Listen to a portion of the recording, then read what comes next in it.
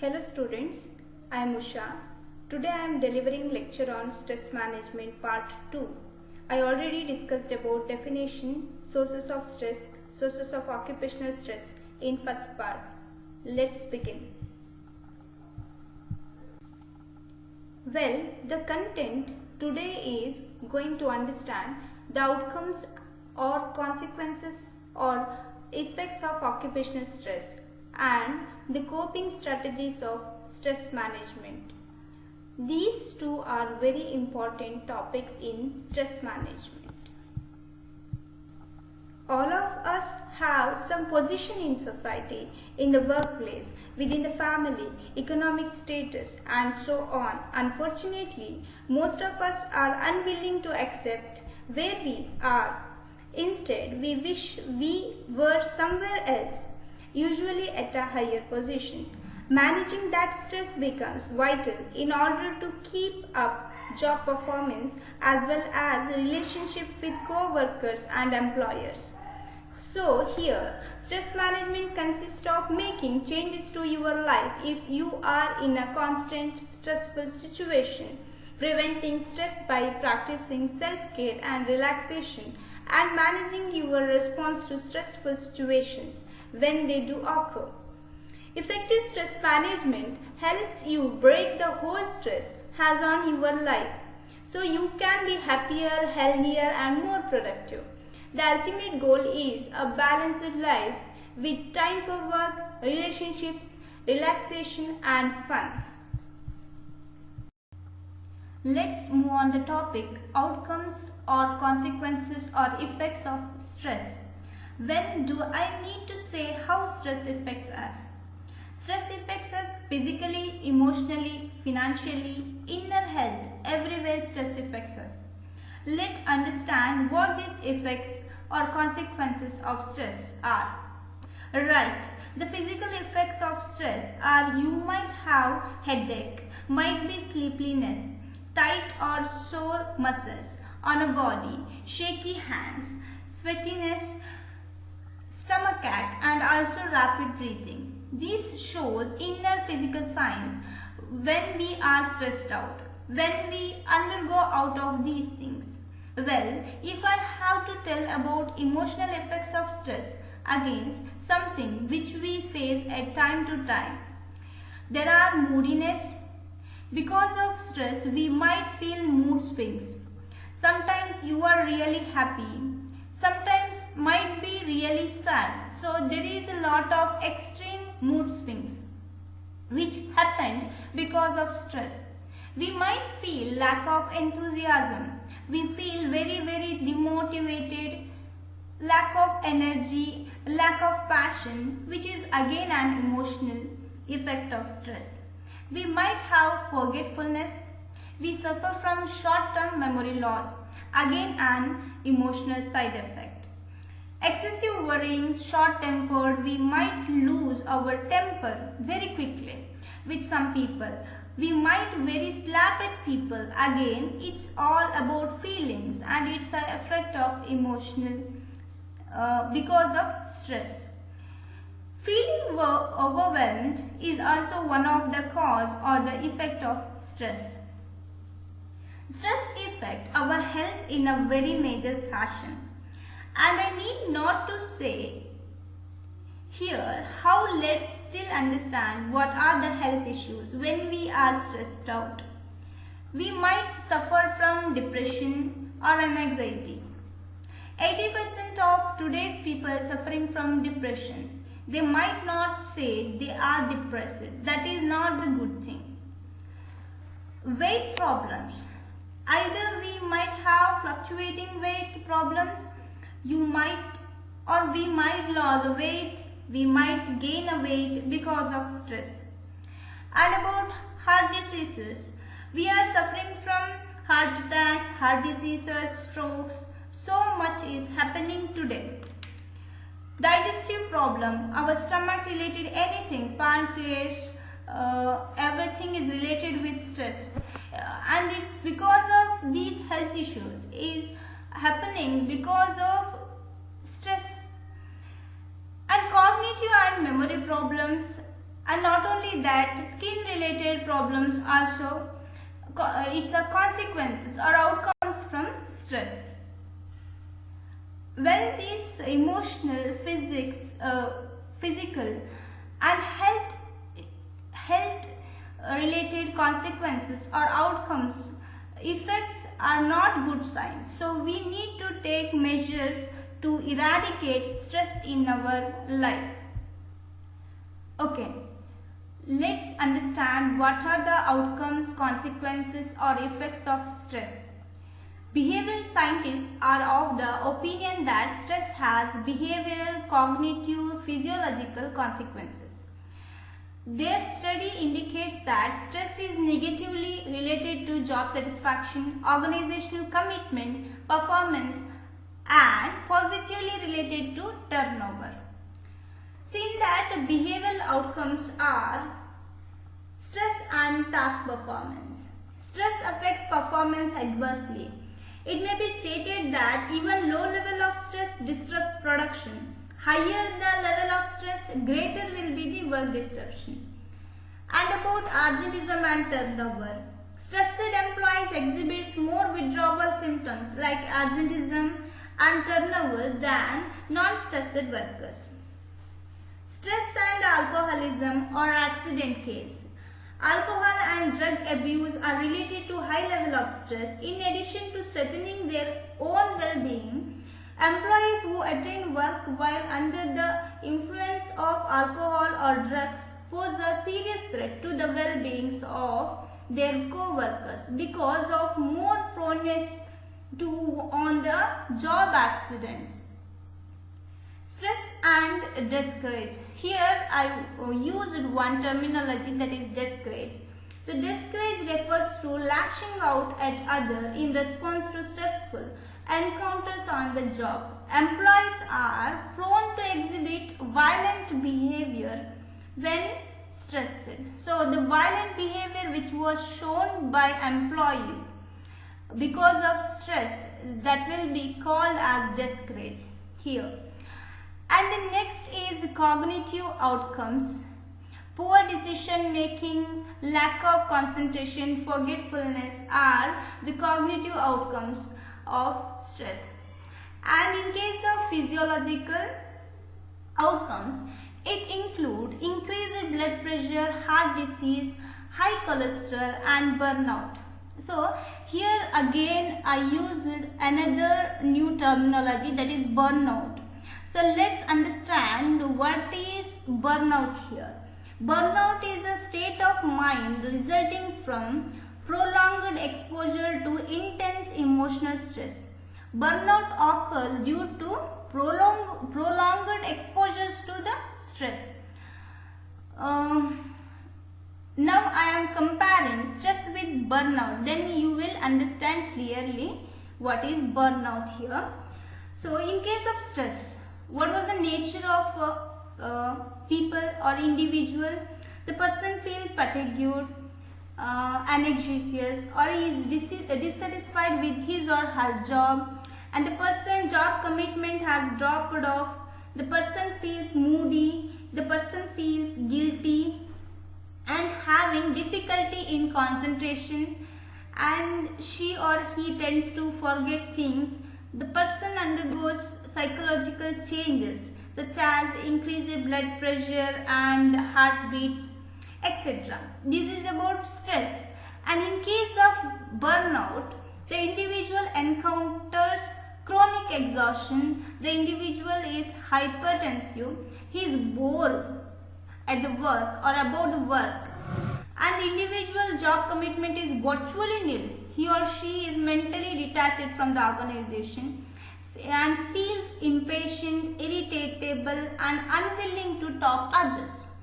The individual encounters mental depression here and does not seem to know where he or she is. Forgetfulness is becoming more and more frequent. So it's in case of this burnout, the manifesto emotional exhaustion and a combination of negative attitude is more. So it's a prolonged exposure to the stress. So this is about outcomes and consequences of stress. Let's move on. Managing stresses in workplace or strategies of coping with stress. First step in managing stress is to understand that the individual is exposed to stressors. We cannot manage stress unless we know what causes stress and how these causes are affecting us psychologically, physiologically and organizationally. There are many strategies of coping with stress in workplace. Some of these strategies are for individual while others are geared towards organizations. See, in this first one, individual coping strategies. It includes exercise, yoga or meditation, relaxation, readjusting life goals, social support, role management, biofeedback, etc. In that first one, exercise. Regular exercise leads to fewer chances of heart attacks, less tension and stress, more confidence and greater optimism. And second one is yoga or meditation. Yoga is a structured set of exercise and body movements with deep breathing and concentration of mind so as to reduce stress. So here we have to sit in a comfortable position, we have to close our eyes and clear the mind from all disturbing thoughts. Perhaps the most widely practiced technique everywhere is the Transcendental Meditation (TM) of Maharishi Mahesh Yogi. Transcendental practice 20 minutes twice daily help reduce stress significantly. Okay, and the next individual strategy to cope with stress is relaxation. Proper relaxation is an effective way to adapt. Examples of relaxation include taking regular vacations and going to hill station or trekking or any other quiet place, or taking short or regular breaks. Not only mental relaxation is required, but also physical relaxation, muscle relaxation is required for coping with stress. So this involves slow and deep breathing, a conscious effort to relieve muscles tension and an altered state of consciousness. The technique is inexpensive, may require a trained professional to implement initially. And the next point is readjusting life goals. Very often stress is induced because an individual sets high goals and expectations for himself in too little time. This is often accompanied by fear of failure and it will create stress. So, readjustment of life goals in turn with available time, resources, energy and capacity with reduced stress.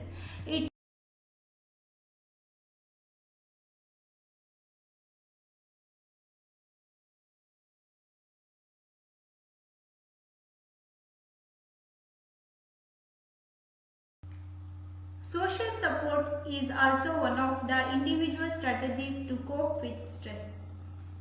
Emotional support or social support from friends and family in times of trouble, or the person who is going through in stress, he needs that support from his family or friends to cope with stress.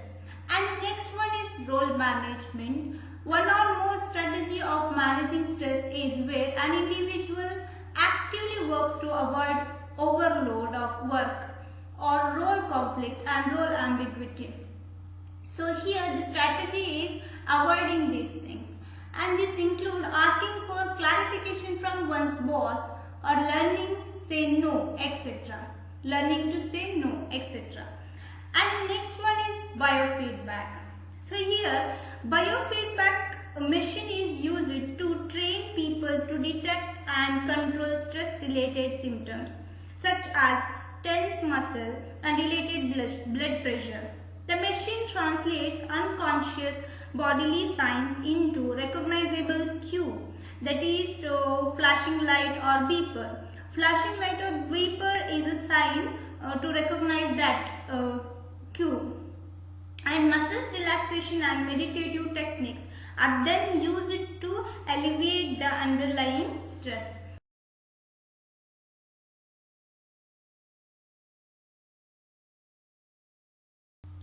And the last individual strategy to cope with stress is time management. Most of us are poor in time management. The result is feeling of work overload, skipped schedules and attendant tensions. The truth is, if one can manage time effectively, he or she can accomplish twice as much as the person who is poorly organized. Some basic principles in time management are: first one, preparing daily a list of activities to be attended to. And the second is prioritizing activities by importance and urgency. And the third one is scheduling activities according to the priorities set. And the fourth one is, and the last one is, handling the most demanding parts of a job when one is alert and productive. Besides individual practicing coping strategies, organizations too have been developing and implementing stress reduction strategies. Some of these programs focus on specific issues or a problem such as alcohol or drug abuse, career counseling, job allocation or burnout. Still, other programs may target a specific group within an organization. As for example, training in relaxation skill. Organizational coping strategy help reduce the harmful effect of stress in three ways. First one, identifying and then modifying or eliminate work stressors. Second one, help employee modify their perception and understanding of work stress. And third one is help employee cope more effectively with the consequences of stress. So let us discuss about organizational strategies of coping with stress. First one, institutional programs. Value individual dignity and reinforce a healthy mixture of work and non-work activities, democratic leadership styles, open organizational climate, job enrichment, participative decision making, building teams. All these things, all these programs are institutional programs which was established in an organizational mechanism to reduce this stress. And the second one, a collateral stress program, which includes stress management program, physical fitness program, promoting humor, psychological counseling, which was organized by the organization mainly for the purpose of dealing with stress. Apart from institutional and collateral program, organizational strategies aimed at eliminating stress often include implementing physical work environment, job redesign, changes in workloads, deadlines, work schedules, flexible hours, implementing organizational structure, policies, goals, and clearly defined leave, wage, salary administration, discipline, incentive related policies, and clearly defined authority and responsibility, adherence to principle of unity of command, setting up and following of proper channel of communication, encouraging employees' participation in management, employee empowerment, career planning for managers, workshops for role clarity and role analysis should be organized by the organization mainly for the purpose of eliminating stress in organization. Okay, let's understand about EAPS. EAPS, Employee Assistance Programs. Originally conceived as alcohol abuse programs, most current employee assistance programs are designed to deal with a wide range of stress-related problems, both work and non-work related. EAPS tends to be based on typical medical approach to treatment and involve the following: diagnosis, treatment, screening and prevention. In diagnosis case, employee with the problem asks for help. EAP staff attempt to diagnose the problem here. And treatment, counseling or supportive therapy is provided in treatment. If in-house EAP staff are unable to help, employee may be referred to appropriate professionals. And in screening, periodic examination of employees is highly stressful jobs is provided to detect early indicator of problems. So here they are screening the employees, and in case of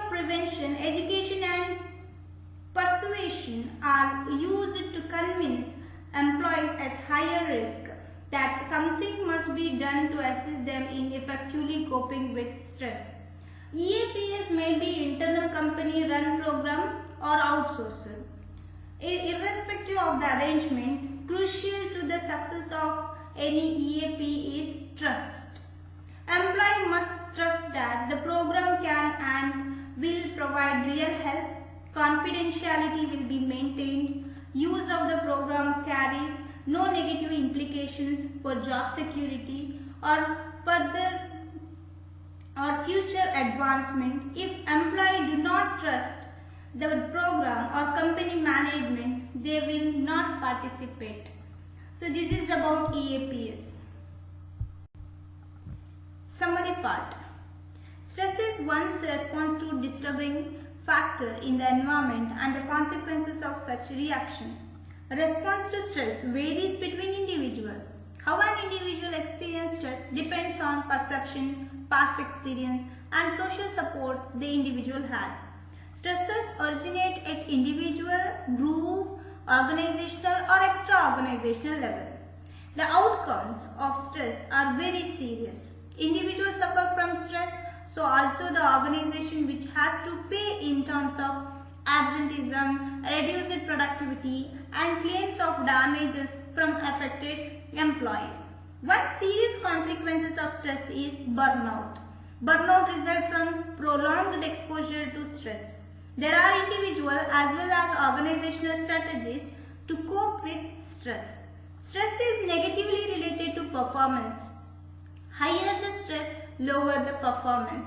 The earlier belief that moderate level of stress enhance performance is not tenable now. Thank you.